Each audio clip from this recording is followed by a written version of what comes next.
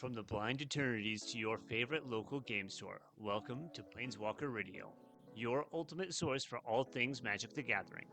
Whether you're slinging spells at Friday Night Magic, brewing the perfect deck, or just diving into the lore of the multiverse, we've got you covered.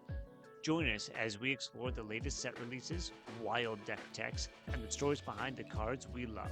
So grab your deck, shuffle up, and get ready to ignite your spark, because this is Planeswalker Radio. Nice thing. Here at Planeswalker Radio, we love turning cardboard sideways and slinging spells, and it's important to us that the place we choose to do that is fun, relaxed, and professional. That's why we choose to buy our cards and accessories at First Player. Their showroom staff in Calgary, Alberta are some of the best in the business with decades of experience. They're always able to help us and members of the community find exactly the correct cards to add to our latest decks. Don't live in Calgary, Alberta? Not to worry, they ship Canada-wide.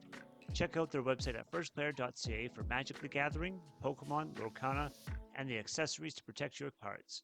First Player, the heart of the gaming community in the heart of Calgary, Alberta. Find their website linked in the description below. Don't go anywhere. The show is about to begin.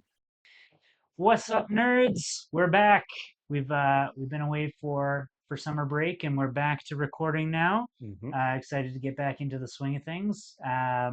Really getting back in on a bit of a hot topic here today. Yeah. We're going to be talking a lot about how to upgrade your decks. Let's say you just got a brand new Precon and you want to make it better than a Precon.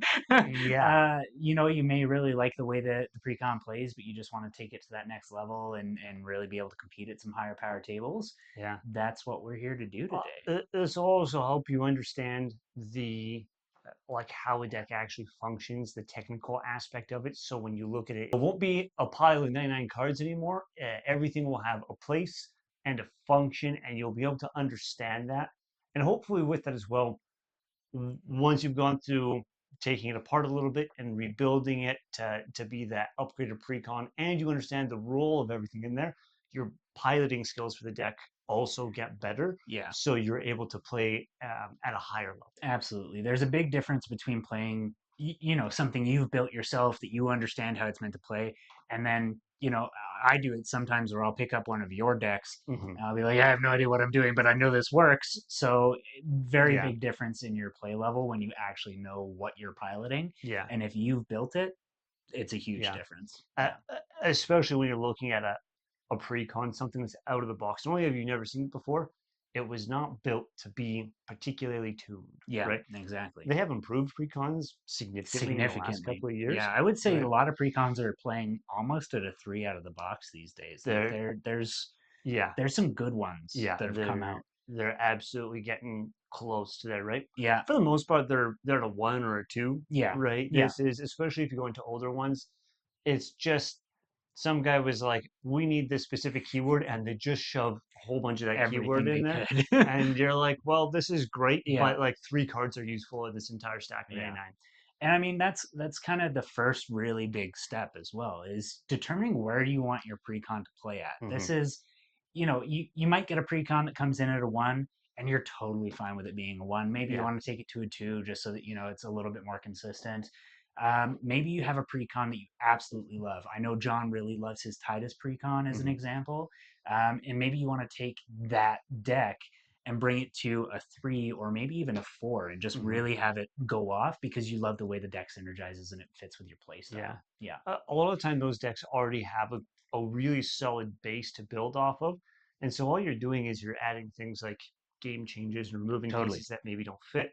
You're adding 2-card and 3-card combos in there that make it so you move right into your win cons. Yeah. And you're just removing pieces where it's, maybe they have a place if the deck is meant to be weaker, but when you're starting to tune it and upgrade it and all that, they're not those flavor cards that are there because they fit the set, but not really for any other reason. Exactly. It is notable as well. Taking a precon, especially one of the ones where it's like a solid 1, a solid 2, getting it to a 4 is challenging. It is. You're probably disassembling like 70%. You might keep the commander in the land. Right? Yeah. Like it's and even Precons are notorious for slow lands and all that kind of stuff. Very true. You're Very true. probably keeping like 5 cards from that entire deck, Yeah. and that's it. And just as a small refresher for those of you who haven't listened to an episode in a long time, your precon levels as they go. Ones and twos are your starter decks. Yeah. A three, you've got a couple game changers, maybe a slow infinite combo in there, and then a four is something where you're all out. Yeah. As many game changers as you want, as many infinite combos, fast turn three infinite combos, stuff like that. That's Yeah. really what you're looking for in that four. Just as a reminder to everybody who's out there hearing us talk about brackets and not knowing the first clue about what we're saying. Yeah, and also you're never going to take a precon to a 5. 5 is considered like competitive. Yeah. This is um CEDH. This is stuff where There's like 5 commanders in it's all of Magic that can fit the y- decks. yeah, it's highly tuned. It's Yeah. it's built very specifically. You'll never come across a precon that somebody has upgraded and there's still recognizable remnants of that precon Yeah. in a 5. It just won't happen. Yeah. Never. So when you hear us talking about 3s and 4s and not 5s, it's because you can't take a precon and put it into a 5. It's just not. By the time it gets there, it's not a precon. It's not a precon. It's not even. Again, the five bracket decks are there's 4 or 5 command. I'm sure there's more, but there's 4 or 5 Yeah, commanders out there that actually operate at a bracket 5. And yeah, trust me, it's not going to be a precon yeah, commander. yeah. Absolutely, Yeah. Yeah. absolutely. So I mean, the first step to really starting to upgrade your deck, and we talked about this a little bit, just in terms of how you learn how the deck plays. Mhm. It's determining what the deck is supposed to do, Yeah, the synergies it's supposed to have. The we'll use Titus as another example just yeah. because we've talked about it already. That's a proliferate deck. Its entire purpose is to move counters around, make things big, make your saga creatures stay around for longer, activating the triggers. It's designed for counter manipulation and proliferation. Mhm. So when you're building that deck and when you're upgrading it, you're really looking for those pieces that help accelerate your proliferation, that really help move that end goal forward. Yeah, right. It really is. I find the most fun commanders, even when you're going up to a 4, are the ones where you understand exactly what your commander does, exactly how your commander does it, and you build the deck to be a kind of repeating canon that Yeah. hammers in Yeah, that absolutely. idea, Yeah. right? Part of that, when you're looking at it, your commander will tell you exactly what it wants to do and exactly how it wants to do that. You'll hear us refer to this a lot as your strategy. A deck like one I've built is an example of Yarok where I'm doubling triggers. Mm. The entire goal of the deck is to have things that trigger on an ETB effect. That's it. Yeah, yeah, And it absolutely. works incredibly effectively sometimes, but Yeah. it's knowing the strategy for your deck is really the first step to getting it to that 3 or 4, Yeah. and then finding 3, 4, 5, preferably 5 or 6 cards that are going to really help accelerate that. So as an example, in Yarok, I haven't added it yet because it's expensive, but I need to put a roaming throne in there. Yeah. Need to. Yeah. Because that's a single card that does the exact same thing basically as my commander, and it helps me get to that end goal of having lots of ETB effects happen all at once. Yeah. Yeah. Right. So I think that's a really good point. Once you to the point, you have you've kind of conceptualized, you understand exactly what your precon commander is trying to do. Mm-hmm. You've identified your strategy. You've identified, okay, I'm going to have these 3 or 4 or 5 or 6 cards or card combinations that are how I'm going to do this. Yeah. And just so you know, guys, the best way to learn this is play the Yeah. precon as a precon. Just play it out. Yeah. Play 3 or 4 games with Yeah. it, I A think. few times, yeah, at least. And really understand how the commander works, because in 3 or 4 games you're not going to get through all 99 cards. Not a chance. Yeah. Yeah. I mean, unless it's a deck where you're drawing yourself, but there's not many There's not many of precons that those. do that. So you're never going to see all of your cards. So playing it 3 or 4 times will give you a really good understanding. It'll also give you a really good understanding of what fits and what doesn't. Yeah, Yeah. yeah. It'll also, in those 0 4 times, there's a good chance if you've ruled zeroed well that you'll have at least one time where it performs the way it's supposed to perform Mhm. really excellently. Yeah, It'll give you that really solid idea of what your strategy should be going in. absolutely. Right? Absolutely. So now that you've kind of played your precons a whole bunch and you have an idea of what your strategy is and all that, the next thing you should be looking at is the anatomy of the deck itself. Now we've kind of come up with our own formula. It's something that I personally use and I've kind of spread around our own community. Works pretty well. It works pretty well. It's not great for when you're trying to make like the most competitive thing, but at that point you're kind of looking at one card versus another Yeah. card and efficiency and all this. Yeah. This is the general how to get to the point where you could be doing that. Yeah. I've kind of divvied everything up into four different major parts. You have win cons, you have support, you have operations, and you have control. Yeah. Right. Every single card, including lands and all that, your entire 99 will fit They all into do something. one of these Yeah. categories. Yeah. They all do something. So I mean, the obvious one to start with is win cons. Those are the things that are going to win you the game. You'll probably have, you know, 10 of them, maybe 10 different ways that you win the game. Like this is, Yeah. you're winning now. um, maybe 10 of them in a deck. Like this is, it's relatively, if you can have more in there, fantastic, but it's a relatively small portion of the deck. But they are the cards that you put in there to win, whether that be something like, for my Yarok deck as an example, because we've spoken about that, Roiling Elemental. Yeah. That comes out on the battlefield, I win. I steal all of the creatures and I win. Right? Yeah. So cards like that are your major win con pieces. And yeah, that's really what it is. I mean, the other thing is, of course, like all of these categories are going to vary a little bit with how much is in them. Yes. Right. You might see with something that, like a green deck where the primary win con is combat damage. Yep. There will be more creatures in there that are capable of pushing combat damage through. Absolutely. You'll probably have more than 10 of those in there. Just because the nature of a creature is it's going to get removed. It's going to get killed and taken off the board. Yeah. Whereas in something like a spellslinger deck, right, you probably only have 7 or 8 cards where when you play that card, it's a flat win. Yeah, You have totally. finished the game, right? Yeah. So it'll vary a little bit between them, but your category should be relatively balanced, right? Yeah. You should be thinking in your thirds to start, right? A third land, a third win con support, a third operations and control. Exactly. But then it'll all kind of shift around as you kind of play around with the commander, because commander will demand different things of it. Yes, yeah.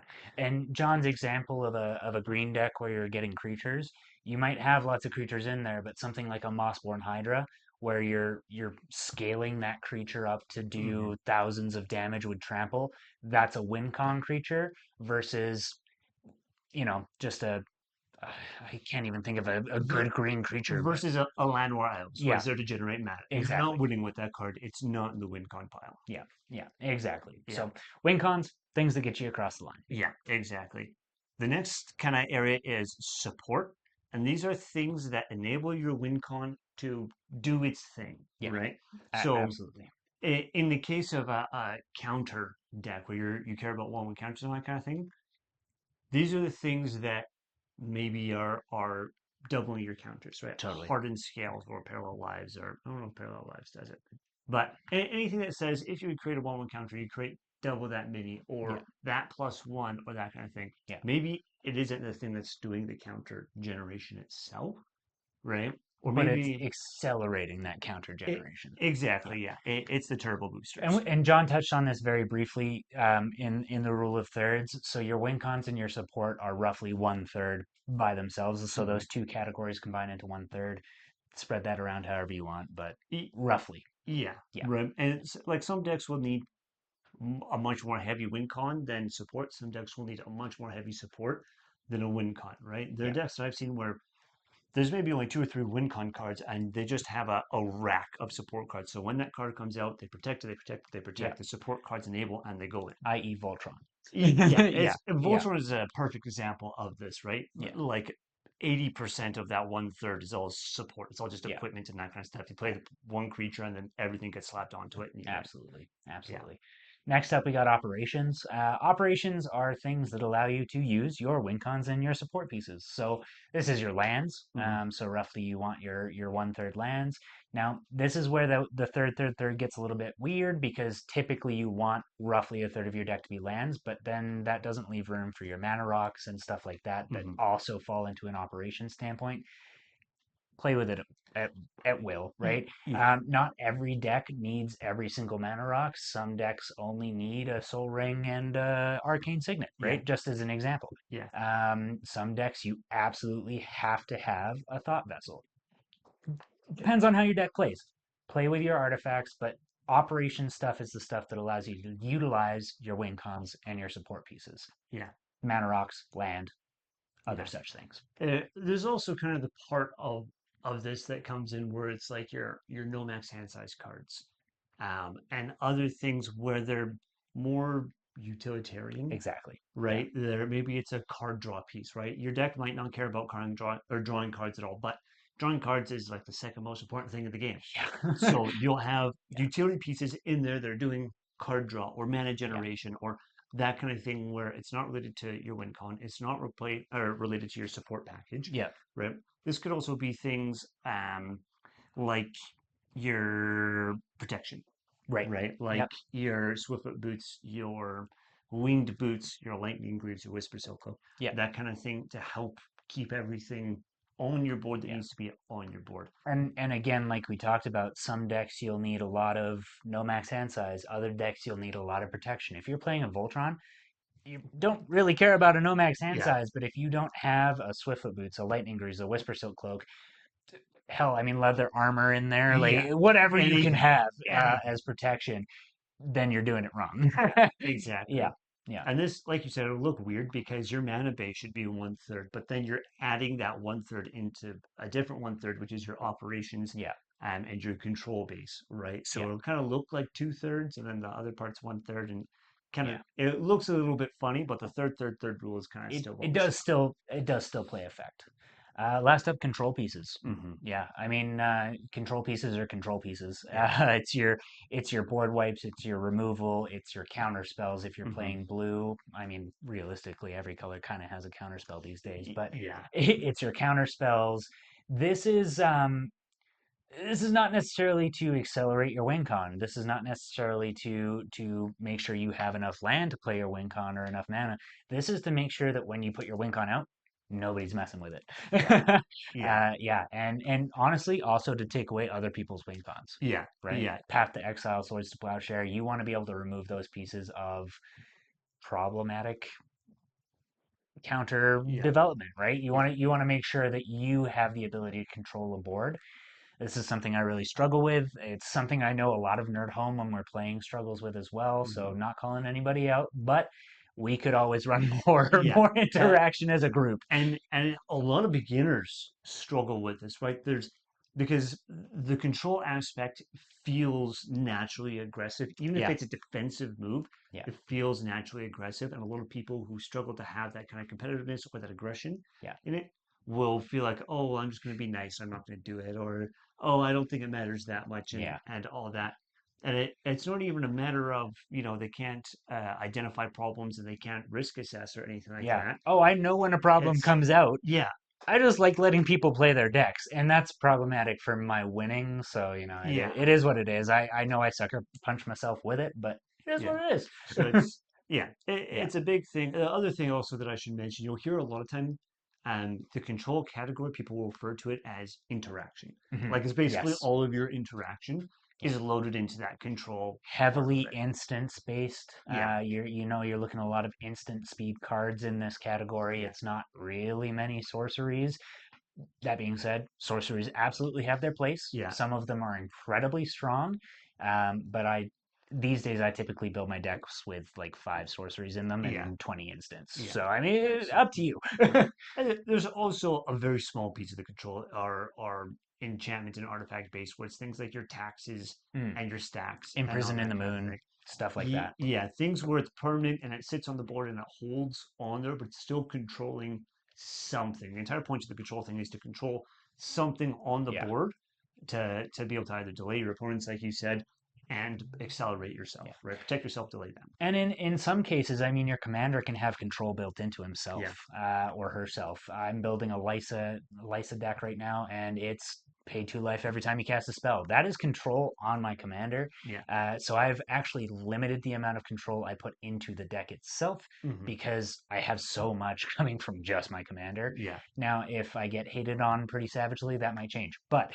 we'll see how it goes. The other side of that as well is in there, like your control packages is less, but your operation package, Much where all your larger. protection is in Yeah, there, that's going to be much larger. Yeah. yeah, exactly. So it all ends up balancing out, but you just kind Yeah, of start with the third, yeah, and work your way through it and make it a real process. absolutely. The more you do it, the better you'll get it. Absolutely.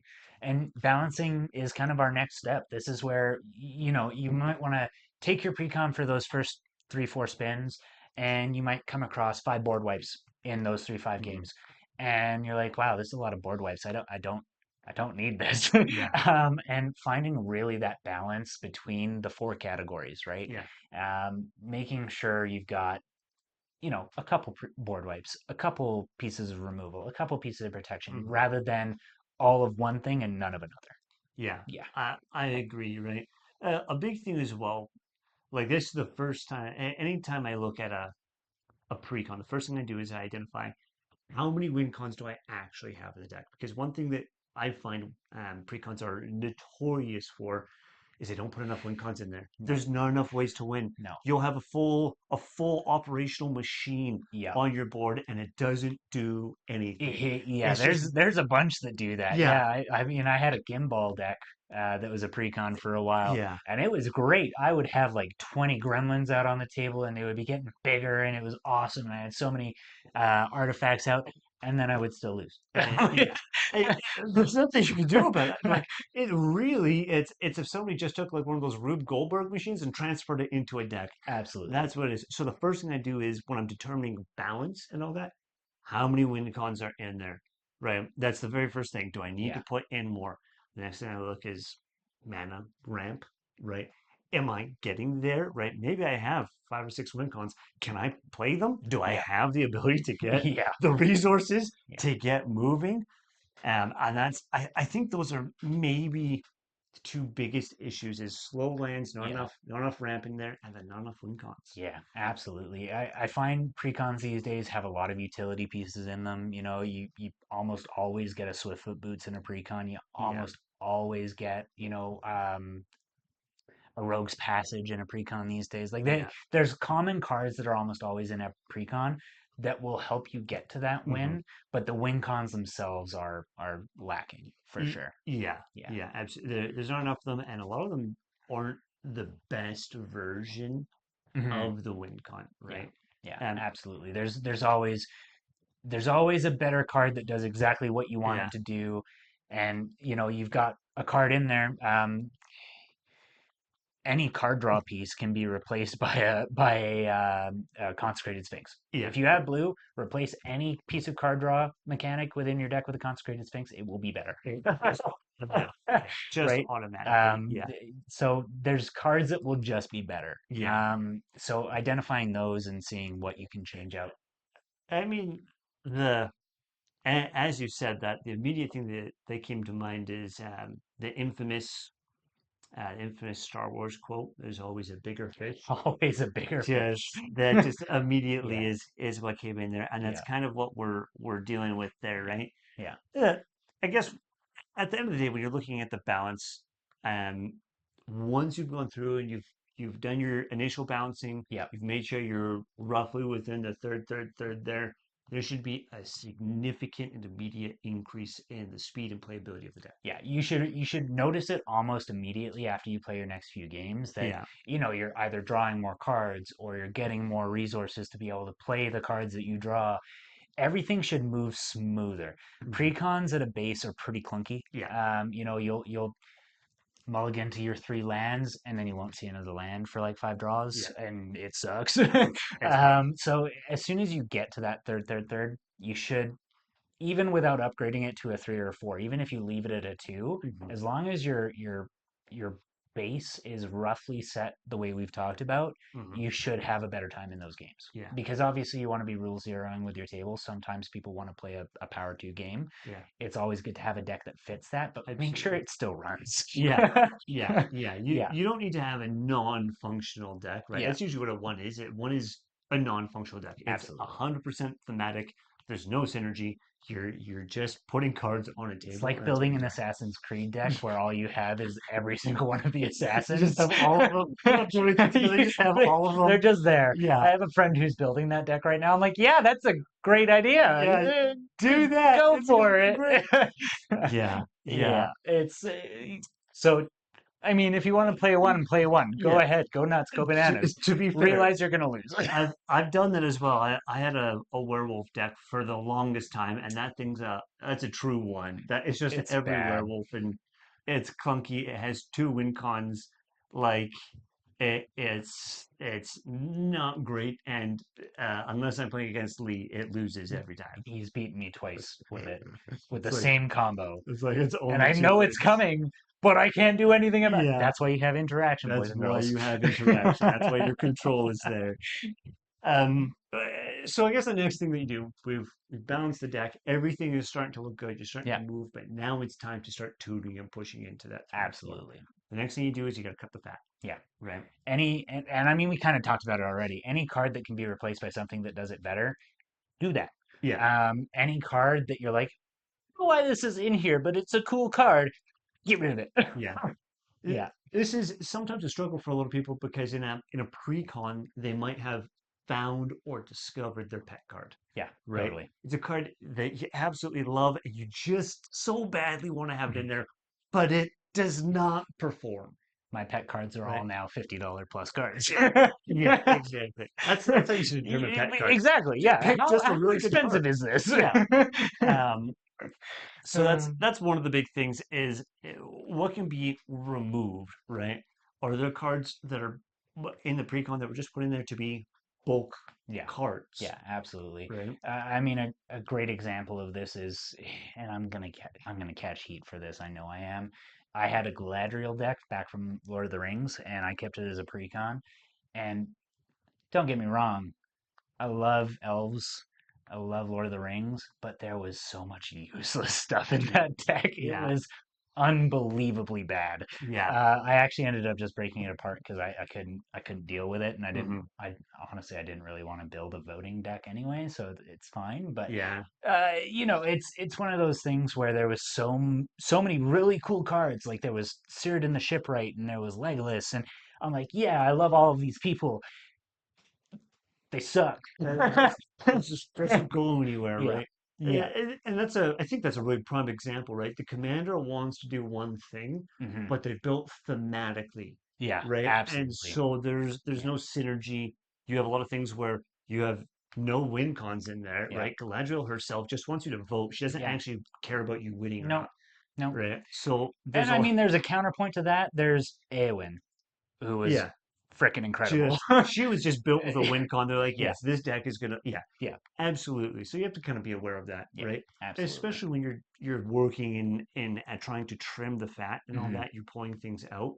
It might be when you get your precon, right? A lot of the precon works just not with the commander, and so you need to swap the commander instead, right? Absolutely. It's a weird feeling and all that, but sometimes the commander is the fat piece, Yeah, and yeah. it needs to come out. I found a lot of Abaddon the Despoiler. Get the crap out of here. Yeah, really I though. found a sorry, we're getting peanut galleried here. Yeah. I have found a lot of secondary commanders Hmm. to be the better commander in the Yeah, deck, I right? agree. And that does happen.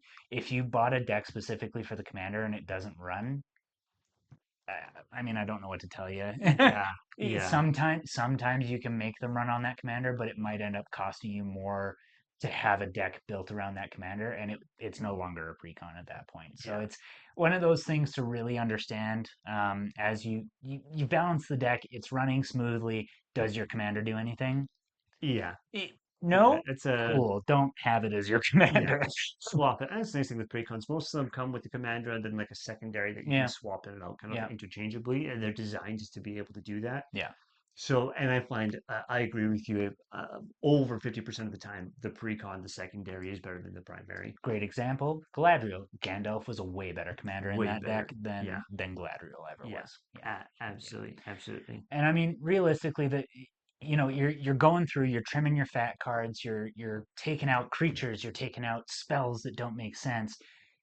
Keep in mind your balances. Hmm. Keep in mind your win cons. Keep in mind your control, your operations, all of that stuff. Because if you take out 10 creatures because they're all terrible, and you put 10 sorceries back in, guess what? That deck no longer works. Yeah. So making sure you're really keeping that third, the four different categories, making sure you're keeping that in the front of your mind when you're trimming that fat. Try and replace like with like if that makes sense. You know, replace a creature with a different creature that does something better or similar. Yeah. Um, you don't want to end up with a deck full of artifacts and no creatures, and Yeah. all of a sudden you're not playing Magic. You're playing. Yeah. Look at my collection of shinies. Yeah. Really. I mean, a good point to make on that is also the deck might be imbalanced in a way where it's giving you 30 creatures and you don't need 30 creatures. It's giving you Absolutely.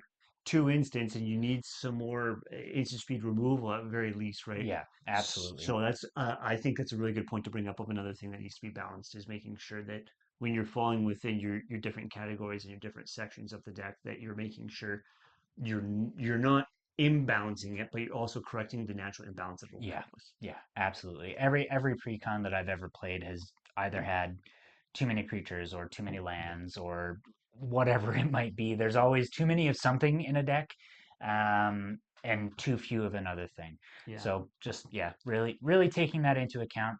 You should have already kind of gone through all of this with your initial Mhm. balancing, but just really reconfirm it once you've trimmed the fat if you're really trying to push into that four bracket. Yeah. Yeah, I guess the last thing that we'll talk about here, in my opinion, this is actually the most important thing, is your land base, the yeah, actual mana base in the deck, right? A lot of the time when you get the precon, it doesn't have any sort of fast land, or if it none. does, it's very restricted in Yeah. there. Yeah. Um, They are getting better about it. they are, To be fair, Final yeah, Fantasy had a lot of, maybe not as fast as a Shockland, yeah, but they had a lot of if you already have a planes out, you can play this and it comes in untapped. yeah, Great. yeah, Love that kind of land. Honestly, I still use that in some of my decks because yeah. it's not fast land, quote unquote. But it's But there's a very good chance that it will end up being fast land, yeah, or it's a really great turn one land piece. yeah. I agree. I Yeah, agree. Yeah, and they also overload on basic lands. Now, having basic lands is hyper important yeah. because you never know when you're going to get hit with like a blood moon or something like that, where it's just going to hose over a non-basic land base. Or when you get hit with a collective voyage and you pay 10 into it, and all of a And sudden you have only six basic lands in your whole deck, and yeah, you're missing now out. you've wasted and everyone else is massively accelerated. So Ye- it's Yeah, very important to have basics in there. To John's point though, if you're playing a dual color deck, it should be eight of each color maybe, and the yeah, rest should be some form of dual land or utility land yeah, where you're really using that yeah, yeah, yeah. to accelerate. I recommend the minimum to have it total across all your basics is 10 basics. That's the Yeah, minimum. absolute Should minimum. probably have a little bit more than that, right? I Yeah. understand if it's like a five color deck, a rubric deck, Yeah, you're gonna have two of each. you're gonna have two of each, and then you're gonna because you need a lot of land fixing Yeah, in it. That makes yeah, sense. But in a dual color or even a tricolor, there's no reason to not have 15 or 20 basic lands yeah, and the rest of it be absolutely. duals. Yeah, And then those duals, if you're upgrading, should all be as close to fast lands as you can get, right? exactly. Which Yeah, whether means, they're shock lands, tap lands, bounce lands. We've talked about this yeah, in another episode, so we won't go through all of them. But there's a lot of very fast lands that you can sub in. Typically, the precons will come with maybe one or two fast land yeah, pieces, and the rest of it will be slow dual lands. So they mhm, come in tapped no matter what you do. yeah, Yeah, yeah, absolutely. yeah. Okay. I, Well, I mean that kind of yeah, covers upgrading yeah. a precon, guys. That's how we do it here at Nerd Home. Yeah, I sincerely hope that this helps you guys in your journey to being a little bit better at piloting, a little better at building, a little bit better at understanding what's in your decks. another thing to mention just as we're closing out here as well, guys. All of these skills we've talked about, we've been referencing precon rebuilds. take this into your deck building as well. Yeah. If you're building a deck from scratch, you find a commander you like, follow these same steps, play it a couple of times, follow the same steps again, and cut the fat. Find your balances, find your 4 quadrants. Make sure that you're getting into that place, and use this to build a brand new deck for yourself. Yeah. It's completely transferable. Yeah, absolutely. I guess with that, guys, just remember to make sure you make the deck about you, the game all about the Catherine. We'll see you next time. Have a great night, guys.